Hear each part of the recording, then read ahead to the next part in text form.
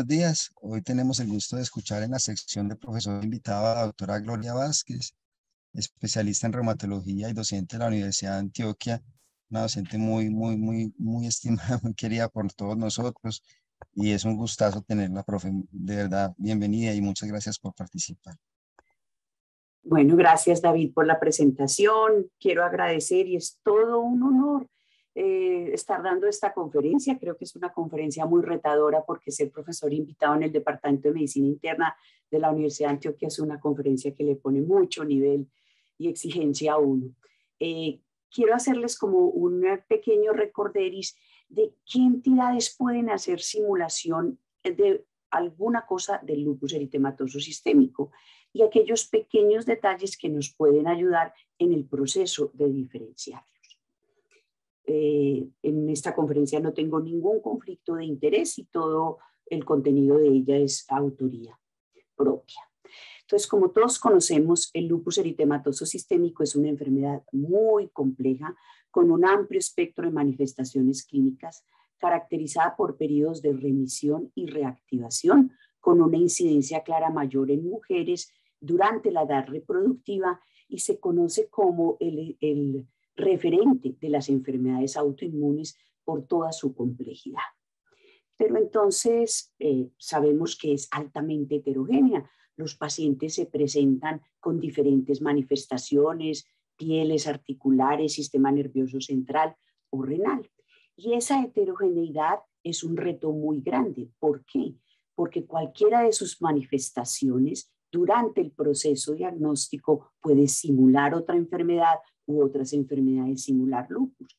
También es heterogénea aún después del diagnóstico. Cualquiera de sus manifestaciones puede simular otra enfermedad o otras enfermedades simular actividad de la enfermedad. Y lo más difícil es que no existe un examen de laboratorio o una herramienta diagnóstica para decirnos esto es lupus. Entonces, todas las personas que trabajan alrededor del lupus conocemos que para ayudarnos en el proceso diagnóstico se utilizan los criterios de clasificación. Los criterios de clasificación, los más recientes publicados en el 2019, son los criterios de EULAR y ACR. Y estos criterios tienen la característica de que se dividieron por compromiso de sistemas. Entonces, las manifestaciones constitucionales, cutáneas, articulares, neuropsiquiátricas, hematológicas o renales y por los laboratorios que se presentan.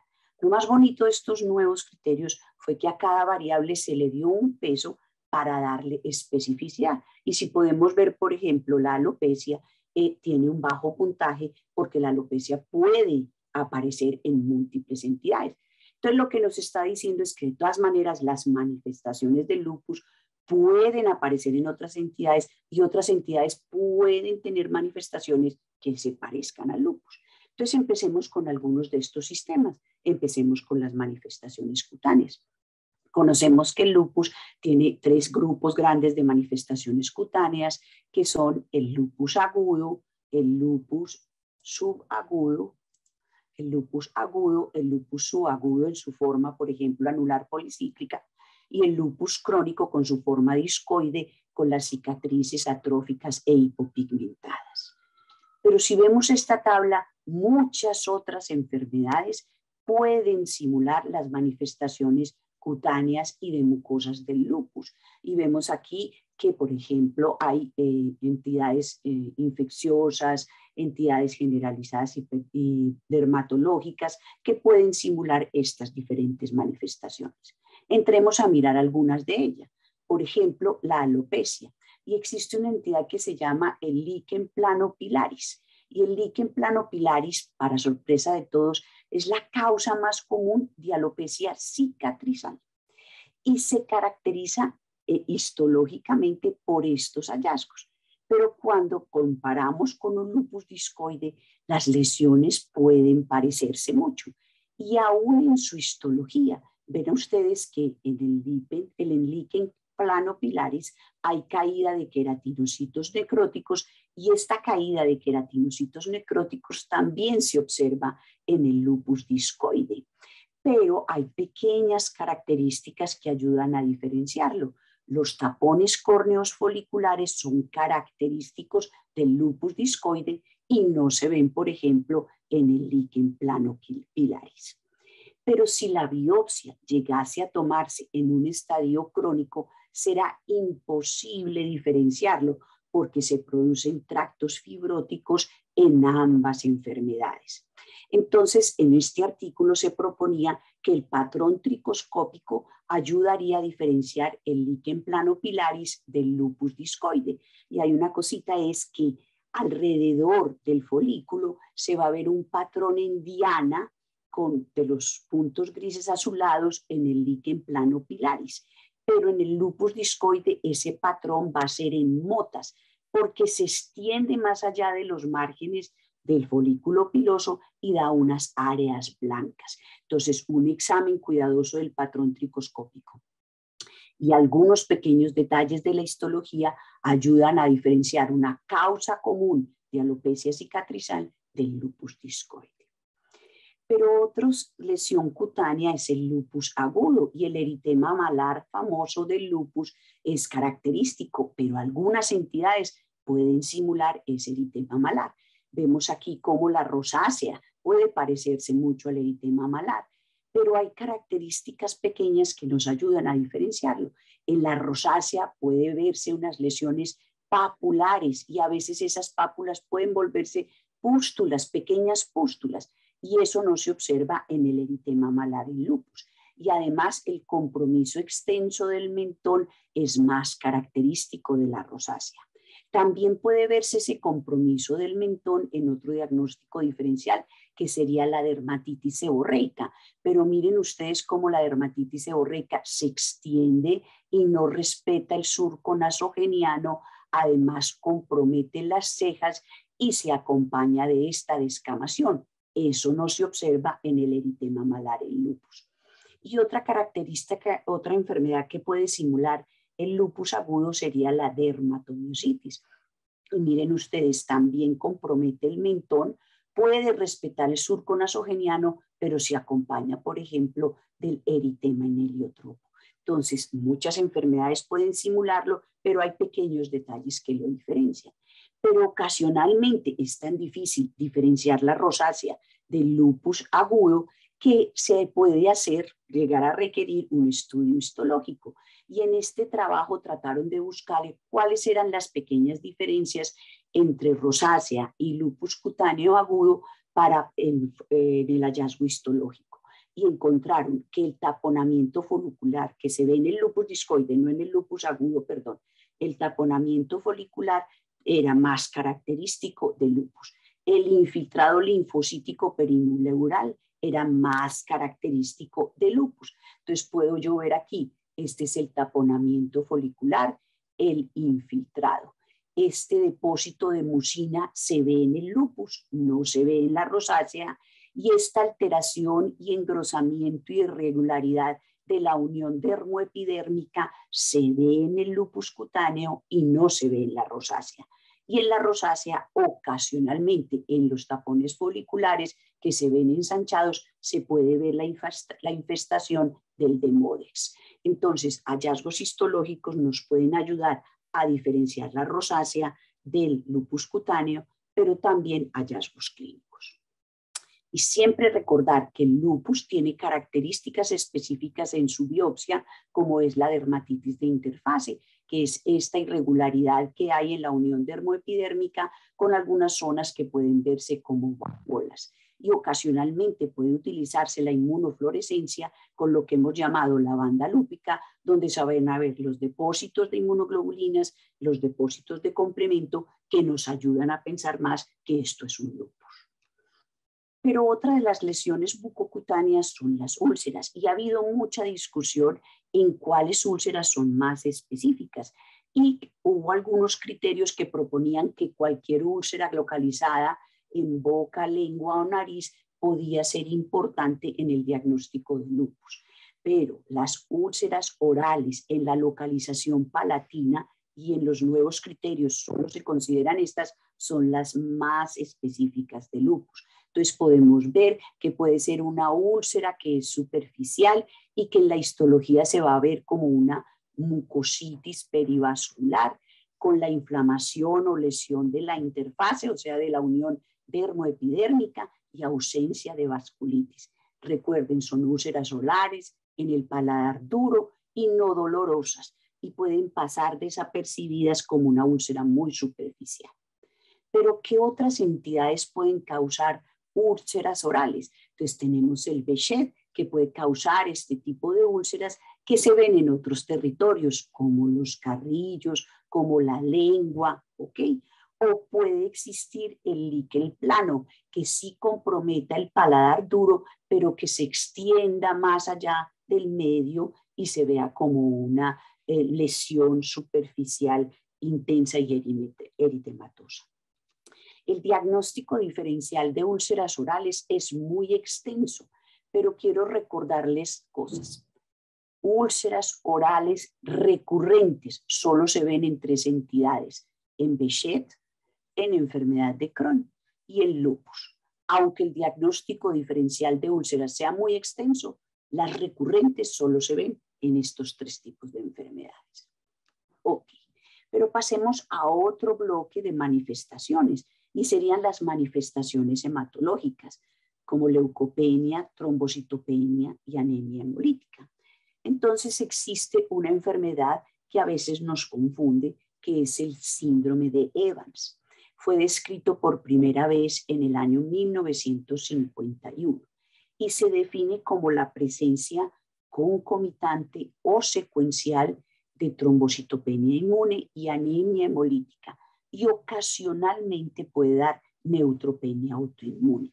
Pero entonces el síndrome de Evans puede ser primario y la gran mayoría son síndrome de Evans primarios. Pero en 18.2% de los pacientes con Evans puede haber una enfermedad autoinmune y en este grupo 12% pueden ser lupus. Entonces yo puedo estar convencida que tengo un síndrome de Evans primario y de pronto es lupus, y de pronto puedo tener un síndrome de Evans y yo pensar que es lupus. Entonces a veces eso es confuso. Entonces recordar siempre que el síndrome de Evans puede ser secundario y puede ser secundario a neoplasias hematológicas, infecciones, inmunodeficiencias primarias o el embarazo. Y está el gran bloque de enfermedades autoinmunes. Entonces, en este estudio publicado en el 2016, lo que se trató de hacer es el grupo de pacientes que se había presentado con un Evans y se comparó con el grupo de pacientes con lupus sin Evans para tratar de buscar aquellas características que tenía el grupo de pacientes de lupus con Evans para recordarme cuando yo me enfrente a un Evans qué cosas me pueden hacer pensar que hay un lupus detrás. Entonces, recuerden, si el paciente se presenta con fotosensibilidad, si hay compromiso renal, eso no es un Evans. Y la hipocomplementemia fue mucho más profunda en el grupo de los pacientes con Evans. Entonces, aquel paciente con Evans, o sea, anemia hemolítica, trombocitopenia, que tenga una hipocomplementemia importante y fotosensibilidad, aunque yo esté pensando en el diagnóstico de Evans, recuerden que puede ser secundario a que hay un lupus detrás. Pero otros imitadores pueden ser infecciones virales y recuerden que los pacientes con lupus hacen linfadenopatías. La linfadenopatía es un signo frecuente del lupus. Es más prominente en los periodos de actividad de la enfermedad, pero es un signo inespecífico. Generalmente el paciente ni le molesta y no tiene ningún riesgo. Entonces, pensaría uno que hay algún proceso infeccioso. Entonces, las infecciones virales siempre enredan para tomar la decisión. Esto será un lupus o una infección viral. Y eso nos pasa muy frecuentemente con Epstein-Barr. Pero quiero mostrarles la visión contraria, y es que pacientes que tienen lupus establecido o presencia de anticuerpos antinucleares pueden tener pruebas falsas positivas contra antígenos de la cápsida viral de Epstein-Barr o contra antígenos como el EPNA1.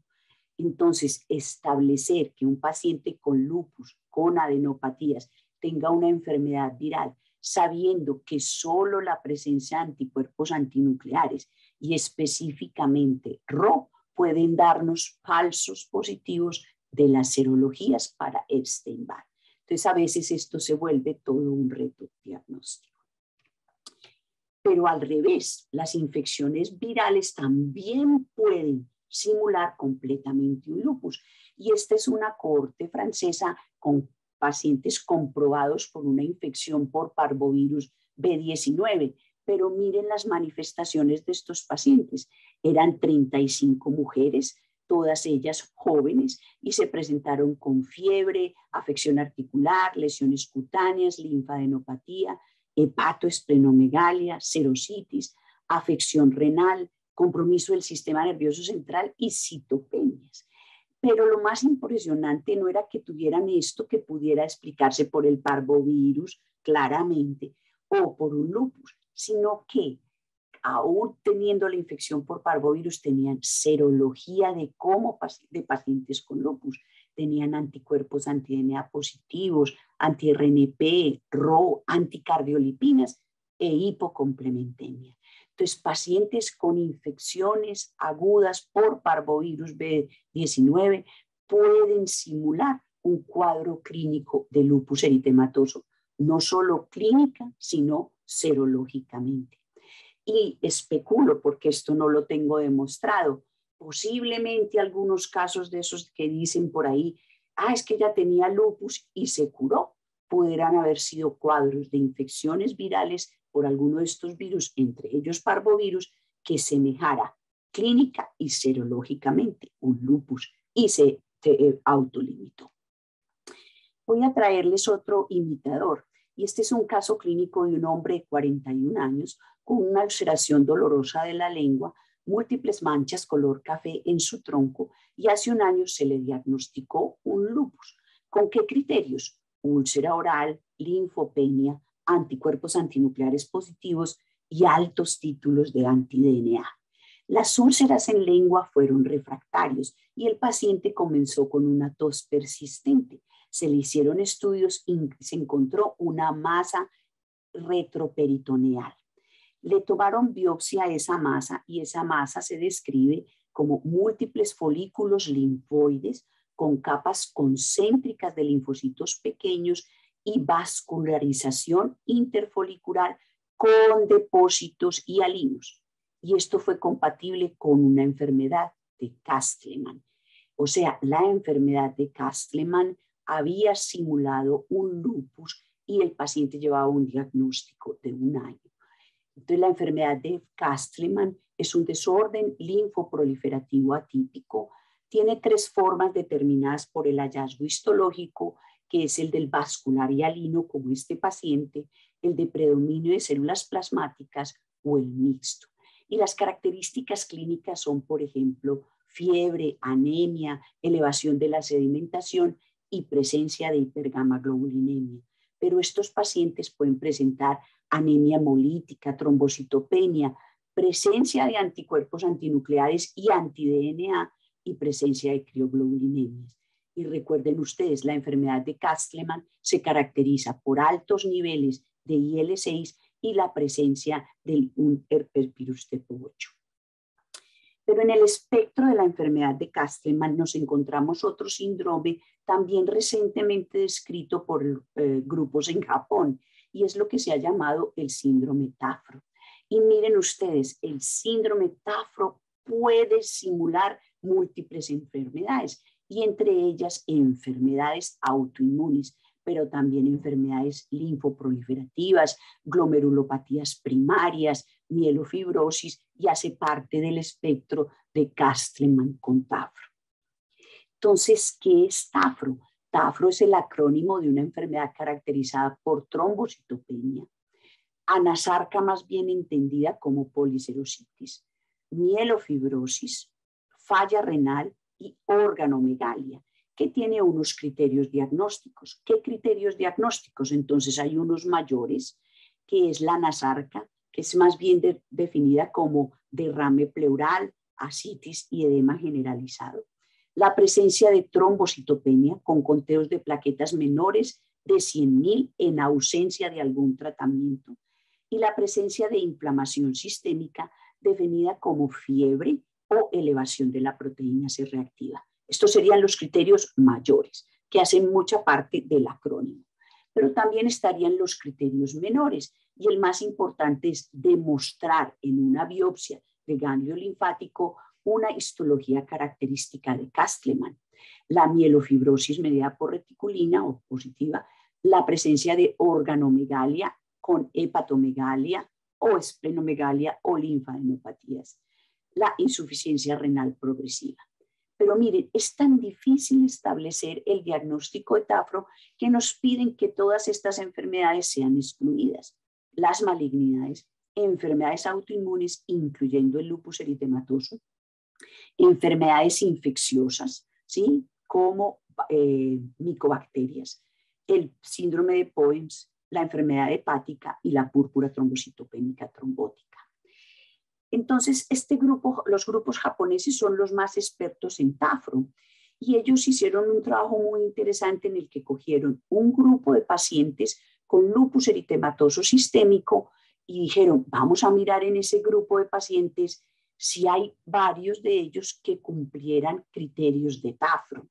Y se encontraron entre 46 pacientes que eran diagnosticados, tenían diagnóstico de lupus, que 4 de ellos podrían cumplir criterios de Tafro y que de pronto el diagnóstico estaba equivocado. ¿Qué características diferenciaban a esos 4 pacientes? Primero, la edad. Estos pacientes eran mayores. Segundo, el sexo. Pues aquí en este grupo las características, el sexo. Miren ustedes, en el grupo de lupus había mayoría de mujeres y un pequeño grupo de hombres, pero en el grupo que se le clasificó como Tafro, todos eran hombres. ¿Qué era otra característica?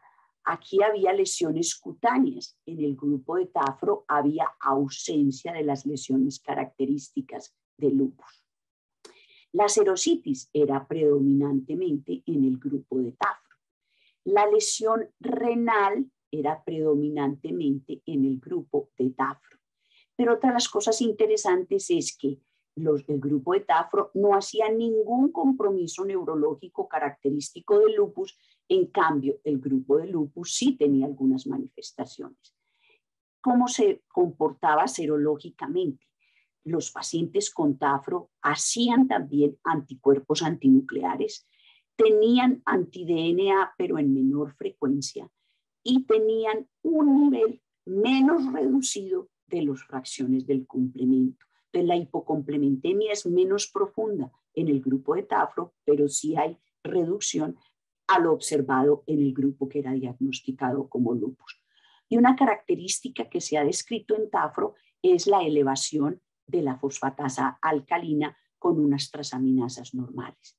Entonces, algunas características ponían aparte ese grupo de Tafro y ellos en el artículo concluyen que posiblemente estos pacientes no tenían lupus eritematoso sistémico, sino que posiblemente su diagnóstico era un Tafro. Pero dejemos el espectro de Castleman y Tafro y pensemos en otra enfermedad que puede hacernos sospechar o simular lupus, que es la enfermedad de Kikuchi. Es una linfadenopatía autolimitada endémica en el este del Asia. Corresponde a un 1% a 35% de las biopsias de ganglios linfáticos. Ocurre más frecuente en adultos jóvenes, es de predominio en mujeres y tiene unas características histopatológicas en el cual hay necrosis, cariorrexis, acumulación de histocitos y células dendríticas plasmocitoides.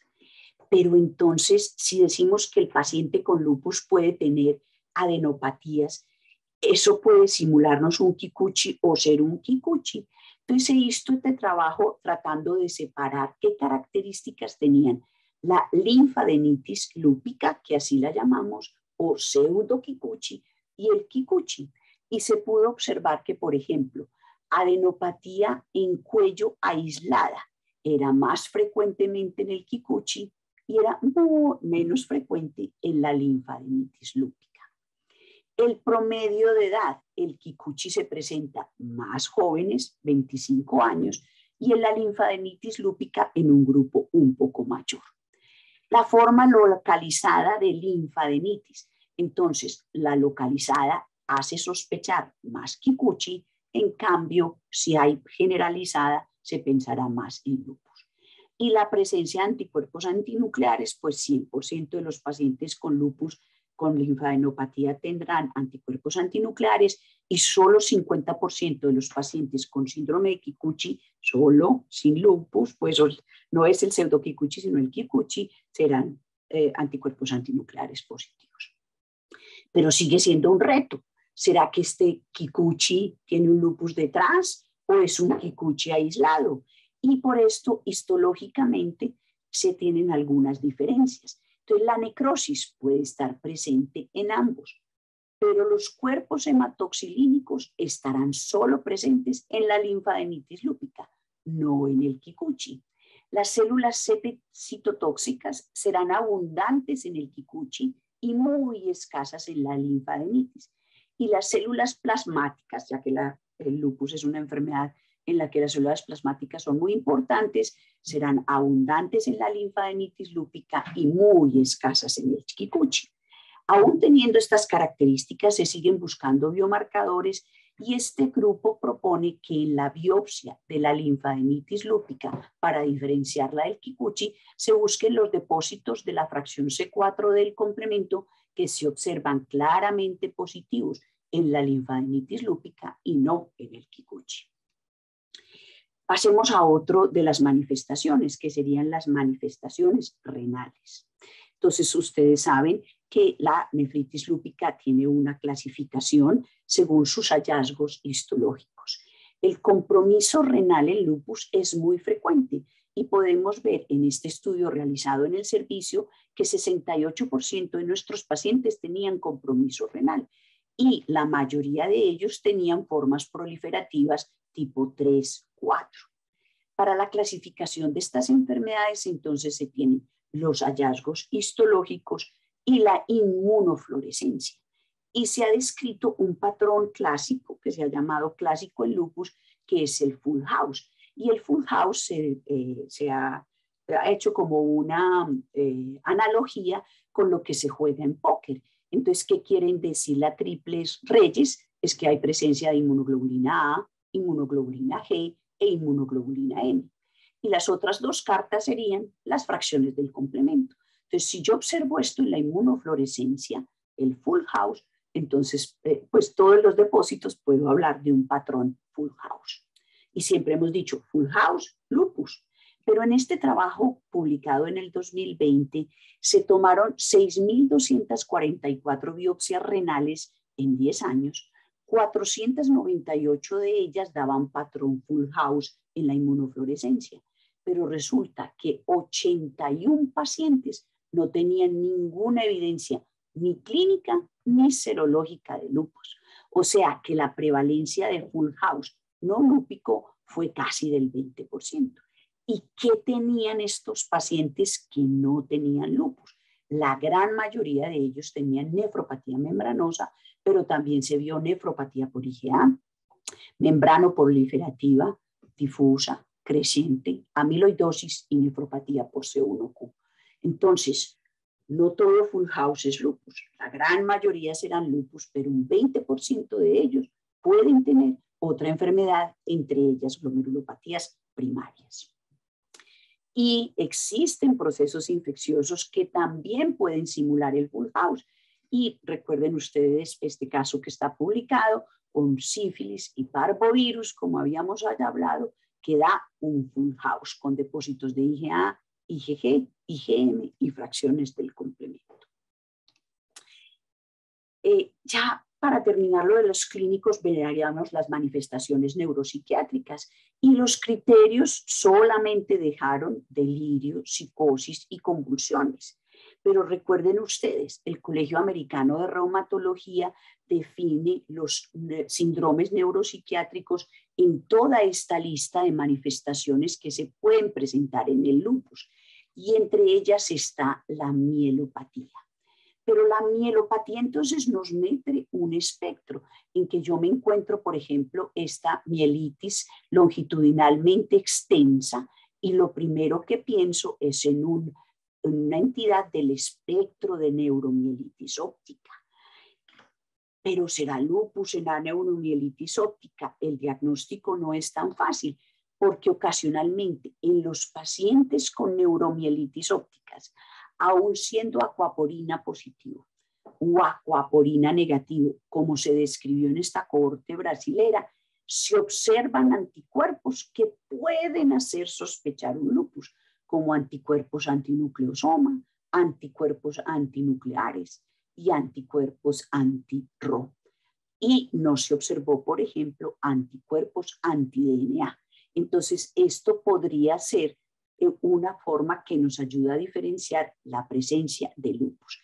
En esta cohorte de pacientes con neuromielitis óptica, aún teniendo la positividad de estos anticuerpos, solo en un paciente se demostró que había concomitantemente lupus. Entonces, en este momento posiblemente se hable que ese paciente con lupus tiene concomitancia con neuromielitis óptica y no que la neuromielitis óptica sea una manifestación del lupus.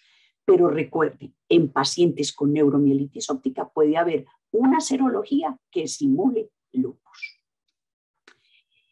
También con los grupos de criterios de laboratorio puede haber alguna confusión. Y tenemos aquí que se incluyeron los anticuerpos antifosfolípido. Pero recuerden ustedes, existe el síndrome antifosfolípido primario. Y el síndrome antifosfolípido primario puede compartir muchas características clínicas y serológicas con el lupus eritematoso. Y lo vemos aquí en esta gráfica. Este es el síndrome antifosfolípido primario y este es el lupus. ¿Y qué comparten? Tienen anticuerpos anticromatina, tienen disminución del complemento, pueden tener trombocitopenia, compromiso del sistema nervioso central, compromiso renal y compromiso cutáneo. Y vemos en esta tabla todas las manifestaciones que pueden presentarse en síndrome antifosfolípido primario y lupus. Y a veces ese diagnóstico diferencial no es fácil. Pero recuerden también, para meter otra cosa complicada, es que algún grupo de los pacientes de síndrome antifosfolípido primario pueden migrar a un lupus. 4 a 10% de esos pacientes con antifosfolípido primario pueden migrar a un lupus. ¿Y qué características tienen ese grupo de pacientes que migran? Que tengan antecedentes familiares de lupus, la presencia de fenómeno de Raynaud, la presencia de migraña, anemia hemolítica, la hipocomplementemia y la positividad de Coombs. Son hallazgos de esos que nos pueden hacer vigilar al paciente porque tiene más probabilidad de que ese síndrome antifosfolípido primario migre a un lupus. Pero a veces el diagnóstico del síndrome antifosfolípido primario por separado puede ser difícil porque comparte muchas características con lupus. Y por último, este mensaje que sería el más importante para todo el mundo es que cuando yo tengo una prueba positiva de ANAS, no puedo decir diagnóstico de lupus, porque la prueba positiva de anticuerpos antinucleares puede observarse en múltiples enfermedades, entre ellas enfermedades hepáticas, enfermedades neoplásicas, infecciones, enfermedades de la piel y otras enfermedades autoinmunes no lupus, como aún enfermedades tiroideas autoinmunes. Y recordar, y ahora ya lo tenemos claro, que si le informan a uno unos anticuerpos antinucleares en patrón moteado, fino, denso, que en la nueva clasificación es el patrón AC2, recordar que estos pacientes tienen unos anticuerpos dirigidos contra una molécula que se llama el DFS70. Y el hallazgo de estos anticuerpos nos indica muy baja probabilidad de tener una enfermedad autoinmune. Entonces, miren, tengo un paciente que tiene un ANA positivo, pero si es moteado fino denso, antes eso pareciera ser como que es protector para el desarrollo de enfermedad autoinmune. No es protector, sino que me dice, esté tranquilo que ese paciente tiene muy baja probabilidad de desarrollar una enfermedad autoinmune aún teniendo unos ANAs positivos. Entonces, como ven, lupus es todo un reto, múltiples manifestaciones y sigue siendo muy difícil porque múltiples enfermedades lo pueden simular. Infecciones virales, parasitarias, hongos, bacterias, neoplasias, algunos medicamentos. En esta evaluación se encontró que cualquiera de estas enfermedades, en cualquiera de ellas, 44% de los pacientes podían cumplir hasta 4 criterios de lupus. 66% de ellos podían tener alguna manifestación cutánea que simulara lupus o una manifestación hematológica. Entonces el reto es muy grande. Decidir si es lupus o no se puede basar en pequeños detalles de las ayudas diagnósticas, de la clínica o del interrogatorio. Mil gracias.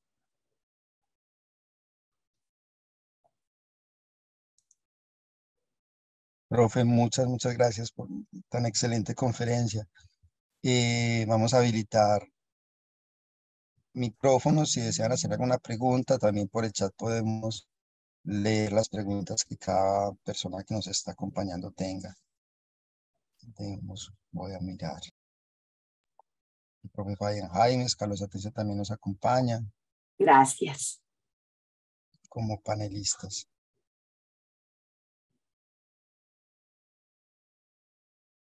No sé si hay alguna pregunta, curiosidad.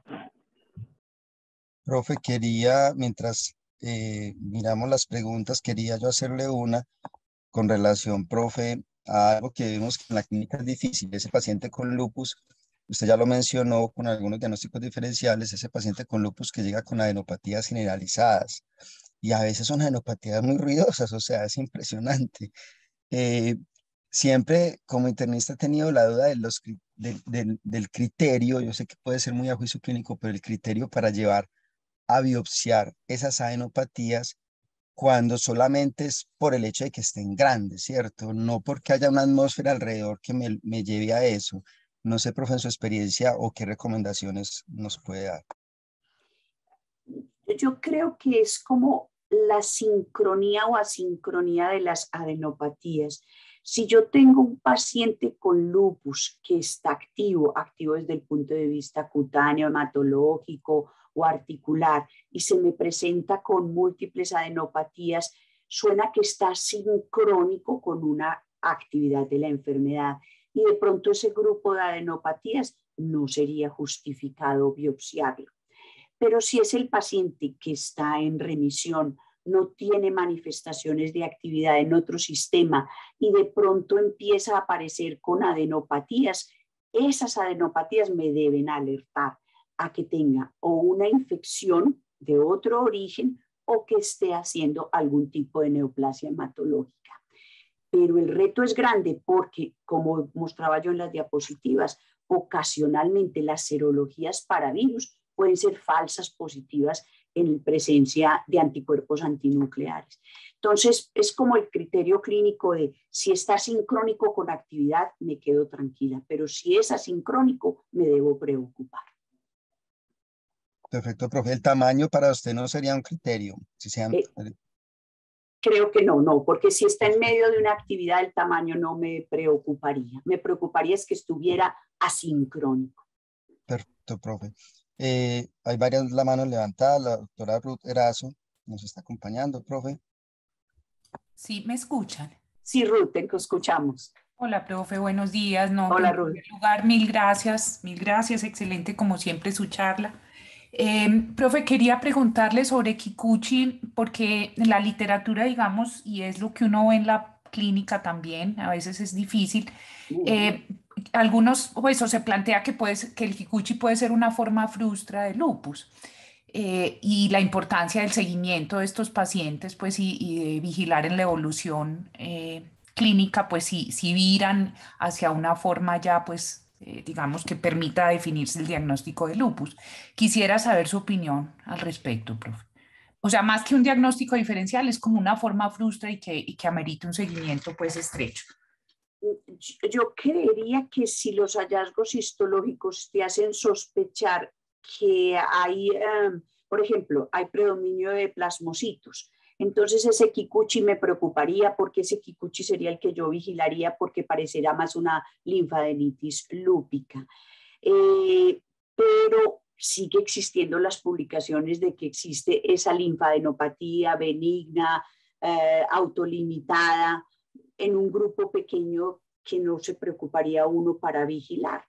Entonces, yo creo que es que lo que hay que hacer es, cuando se estudia, hacer una caracterización histológica de esos pequeños, de esos pequeños detalles que me hacen pensar que pueda ser una manifestación de linfadenitis lúpica y no un Kikuchi, como la presencia de plasmocitos y cuerpos hematoxílicos. Perfecto, gracias. Doctora Adriana Vanegas, ¿cómo estás? Hola, buenos días. Bueno, primero, pues agradecer a la profe porque uno de todas formas, aunque ya hayamos aprendido muchas cosas, siempre hay mucho que aprender, entonces cada enseñanza de ella es maravillosa.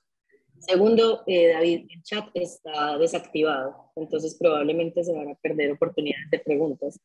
Era lo otro que te quería contar.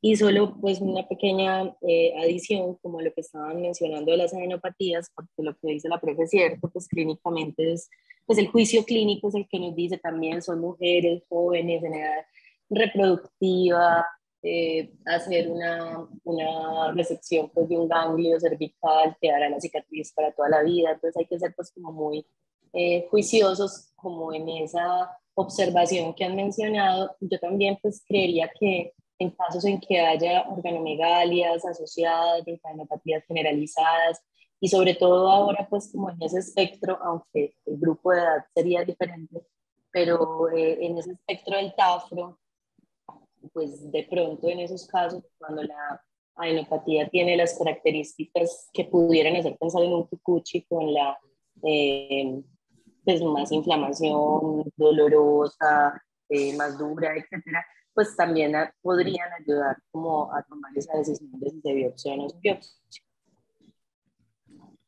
Ok, gracias Adri.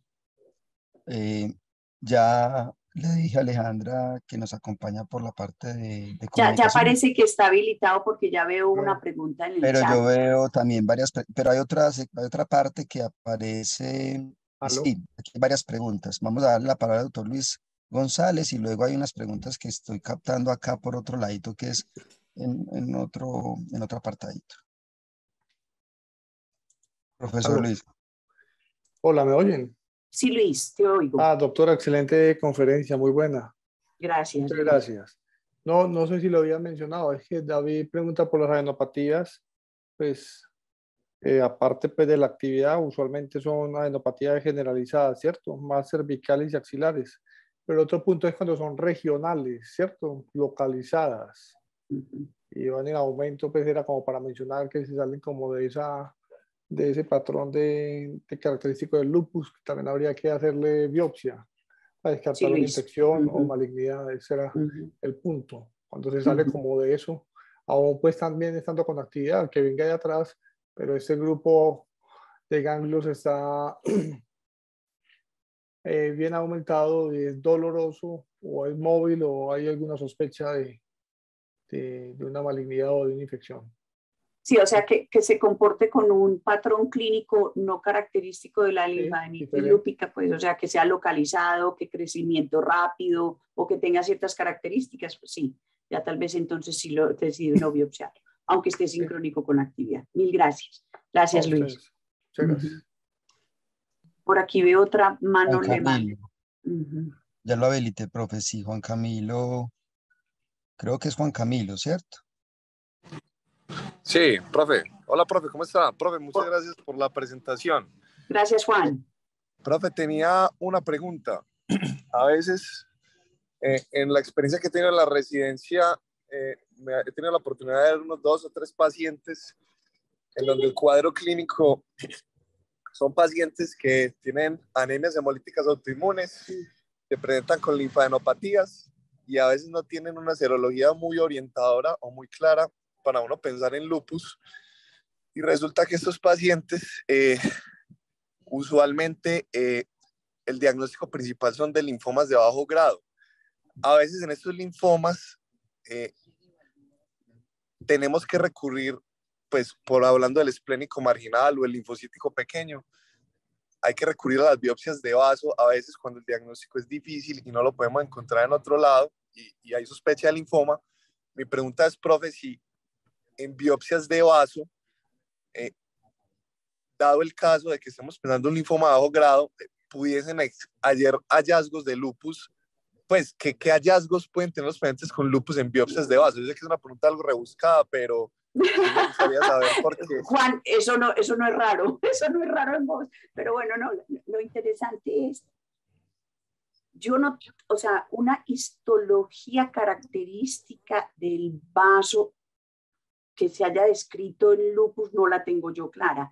Sé que se han descrito infartos esplénicos en lupus y eso se asocia a la presencia de antifosfolípidos. Pero así una histología que te diga, pues no, posiblemente haya una abundancia mayor de linfocitos B que estén múltiplemente activados, pero una histología característica del vaso no la conozco. No sé si mis compañeros y Luis o Adri hayan leído algo de histologías características en lupus del vaso.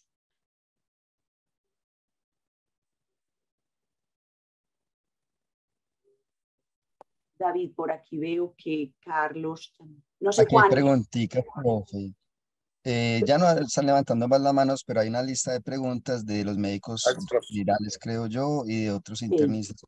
Hay uno que habla de que quisiera saber cómo es la presentación de un síndrome de sobreposición de lupus con dermatomyositis, pero yo creo que pues es una pregunta muy amplia. Yo creo que podríamos a ellos de pronto darles luces de que es un síndrome de sobreposición y en general qué recomendaciones nos daría a los médicos generales y a los internistas que estamos participando, profe.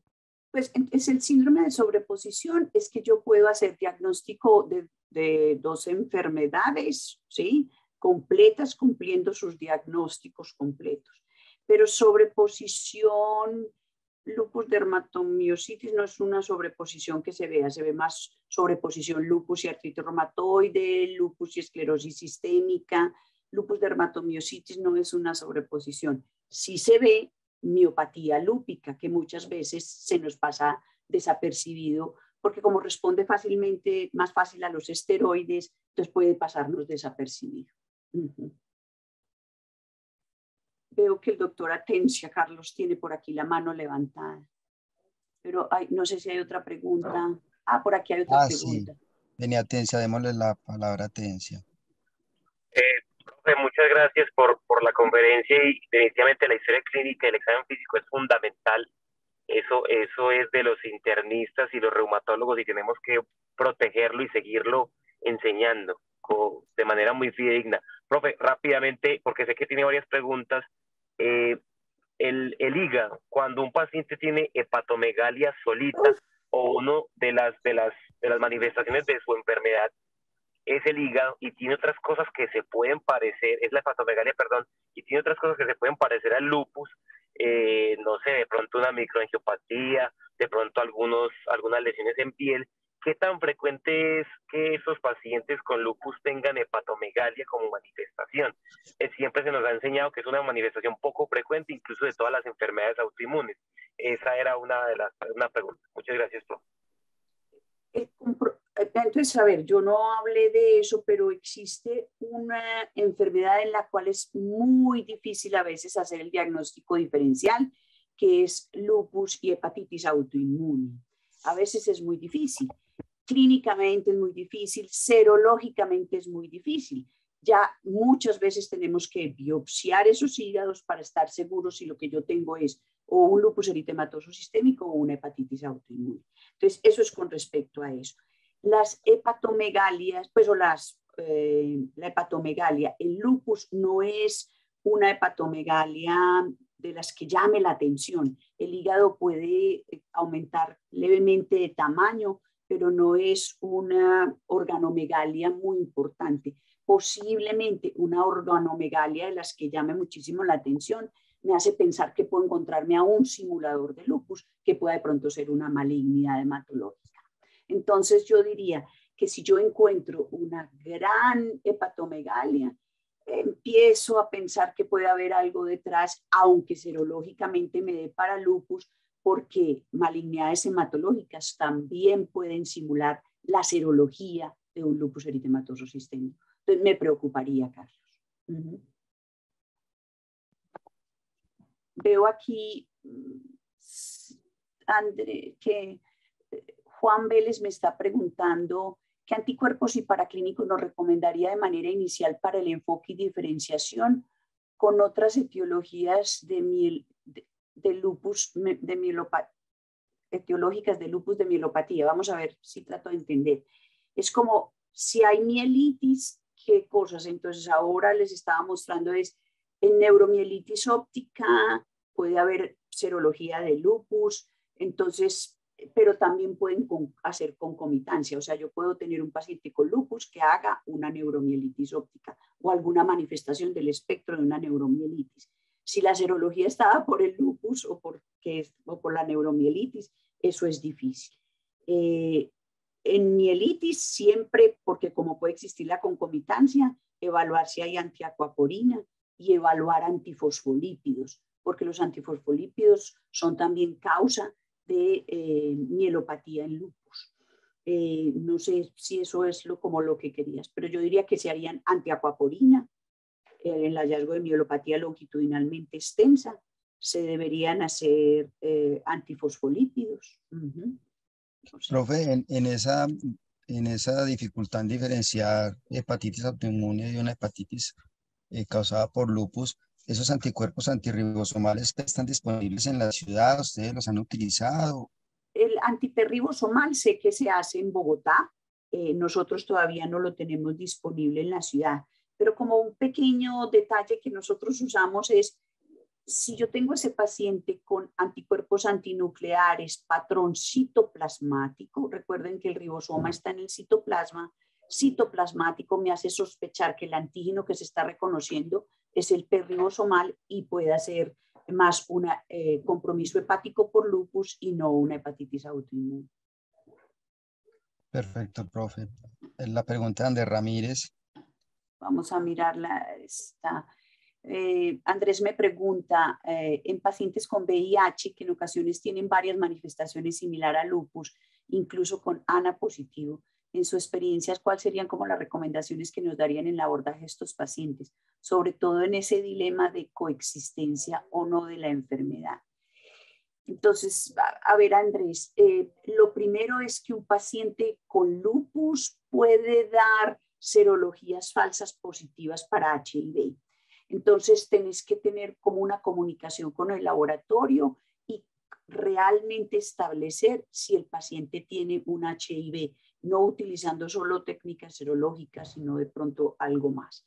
Y después, como la concomitancia es que los pacientes con ya diagnóstico establecido de HIV pueden hacer múltiples manifestaciones, o pueden hacer enfermedades autoinmunes concomitantes y ellos pueden desarrollar lupus eritematoso sistémico y pueden tener anticuerpos antifosfolípido positivos. Se ha dicho que la presencia de anticuerpos antifosfolípidos en estos pacientes, aún siendo positivos, no tienen tanto el riesgo trombótico como lo que se observa en lupus. Entonces pareciera ser como una activación de las células B, producción de anticuerpos sin una implicación patogénica tan alta. No sé si eso como contesta tu pregunta. O sea que el paciente con HIV puede tener una serología que simule el lupus o puede tener una serología que simule antifosfolípido, pero también ellos pueden tener la concomitancia del lupus eritematoso sistémico. Bueno, profe, Jairo hace un comentario que lo podemos dejar para el final, porque es más un comentario y unas felicitaciones, profe. Quería preguntarle, profe, si el grado de trombocitopenia puede ayudarnos o darnos alguna luz para diferenciar un LES de un SAS primario. Eso, sí, en general se considera que el SAF no produce trombocitopenias tan profundas y entonces eso puede ayudar, pero hay veces eso no es tan así, Pero no, sí, en general nosotros es una de las cosas que decimos en la ronda. Siempre Perfecto. recuerde que cuando la trombocitopenia es más profunda, entonces sospeche lupus, ¿ok? Profe, y ya hablamos de VIH, que muy bueno que Andrés Ramírez lo mencionó, el linfoma también, yo creo que el Sí, linfoma también, no sé si nos puede dar como una vista general una una de visión las general de esos anticuerpos que incluso hasta ENAs positivos pueden tener.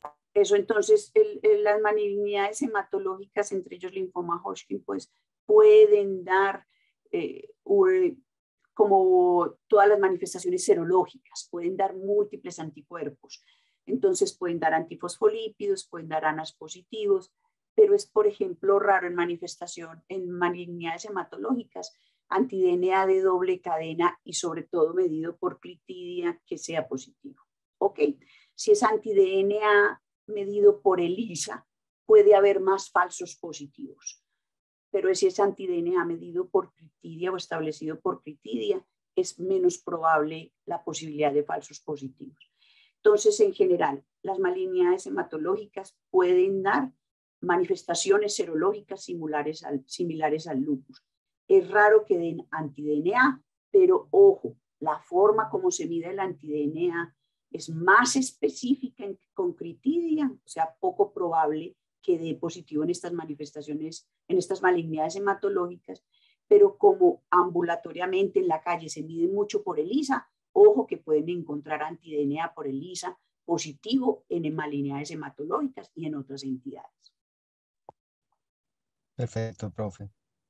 Vamos, pero dice que no hay más preguntas. No, muchas gracias, profe. Nos dio el espacio para hacer esta cantidad de preguntas y la conferencia fue excelente. Yo creo que podemos terminar con lo que nos escribió Jairo. Él dice, profe, muchas gracias. Observar y comprender el razonamiento más allá de lo que está escrito siempre será un camino bonito para aprender. Gracias por hacerse las preguntas que muestran una ruta distinta en el pensamiento, con una visión tan compleja de una enfermedad que se cree conocida, pero donde las incertidumbres son más el motivo para seguir estudiando. Con esto terminamos, profe. Yo le Gracias, Jairo. agradezco mucho. Uh-huh. De verdad que le Gracias a agradezco. todos. Gracias, profe. Un gran abrazo. Bueno, un abrazo. Gracias. Nos vemos.